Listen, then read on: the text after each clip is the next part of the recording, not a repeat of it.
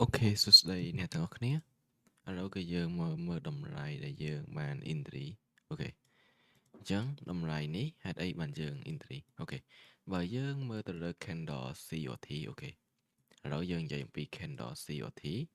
អូខេតោះបើយើងសិក្សាអំពី candle COT តម្លៃមួយនេះគឺជាតម្លៃ COT low and high អូខេប៉ុន្តែនៅពេលដែលវាបានចាក់ចូល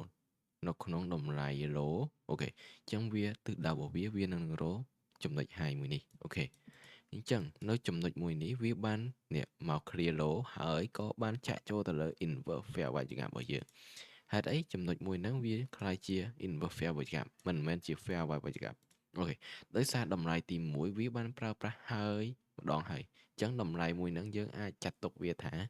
ជា inverse fair value gap បានអូខេអញ្ចឹងអត់អីទេចំណុចបញ្ហាមួយហ្នឹងអូខេតោះ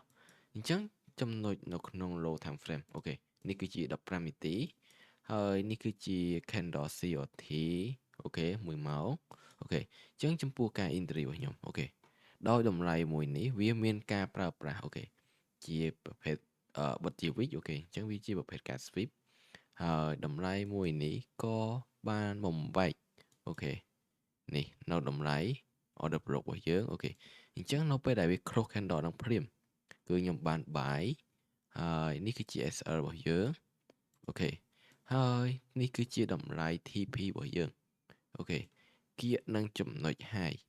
គឺខ្ទង់អូខេ20រេជាងអូខេ20រេជាងយើងមិនផ្ដាច់នឹងចំណុច high ទេអូខេអញ្ចឹងយើងមាន head point ថាហេតុអីបានយើង entry មិនផ្ដាច់ចំណុច high អូខេអញ្ចឹងយើងមាន head point ប៉ុន្តែនៅក្នុងវីដេអូមួយនេះគឺយើងមិនបញ្ជាក់នោះទេអូខេតោះអញ្ចឹងយើងចាំមើលទាំងអស់គ្នាថាតម្លៃមួយហ្នឹងតើវាអាចនឹងអូខេវាអាចនឹងទៅដល់ឬអត់អូខេ TP របស់ខ្ញុំ9498អូខេ94 98 94អូខេ9498នេះគឺជាតម្លៃនៃ target របស់យើងអូខេហើយអញ្ចឹងយើងនឹងមានមូលហេតុផ្សេងទៀតដែលយើងនឹងបញ្ជាក់ថាហេតុអីយើងបែរជាមិន